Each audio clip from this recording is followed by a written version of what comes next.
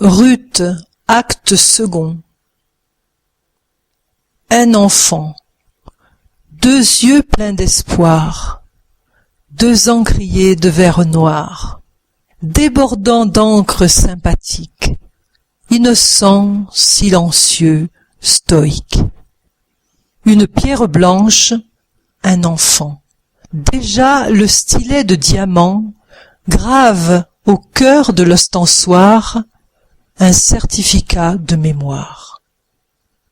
Parmi les vignes et les rochers et les soirées inachevées, dans les soupirs de poésie qu'exalte l'orée du Wadi, happé par le vent du désert, tourbillonnant en haute mer, enlacé de rites ancestraux, Ruth s'élève au-dessus des flots. Ruth est une enfant du pays, et la sagesse elle a choisi. Elle a 5 sérins de courage, comme elle est joyeuse à l'ouvrage. Elle se lève, il fait encore nuit, et dans les vignes elle s'enfuit, pour cueillir les grappes vermeilles, pour grappiller en plein soleil. Elle en fera des gâteaux ronds, puis, par les sentiers des moutons, elle ira les distribuer aux vagabonds, à l'étranger. Un plein giron de gâteau miel, et la pureté sous ses ailes. Avec chaleur, fidélité, joyeuse parmi les rochers. Pas étonnant qu'elle fût l'amie de la gracieuse Naomi. Bethléem elle avait quitté quand le pain venait à manquer. Pas étonnant qu'elle acceptât de servir son Dieu Jéhovah. Son dessein et ses qualités l'avaient tout de suite enchantée. Pas étonnant qu'on lui fît don du fils aîné nommé Mahlon. Et les jours se paraient d'amour, faisant écho tout alentour.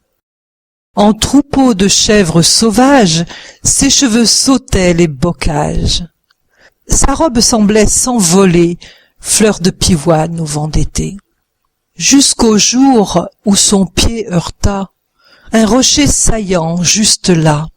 Là, sur le chemin de la vie, une tragédie se tapit. Une tragédie d'où naîtront les sentiments les plus profonds, entre deux femmes affligées, en vue de la postérité. Le shéol réclamait encore et toujours et encore. Après Elimelech le père, Mahlon et Kilion, les 2 frères. Ruth et Orpa et Naomi se lamentaient, poussaient des cris. Elles avaient voilé leur visage, se refermant sur leur veuvage. La brise portait sur ses flots mélancolie et longs sanglots.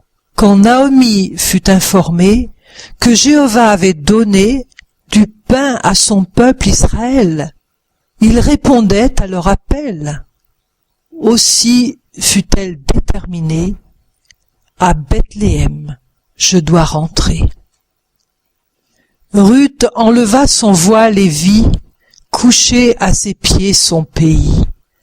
De l'encrier de verre noir, une larme perlait ce soir. À Bethléem, il faut rentrer.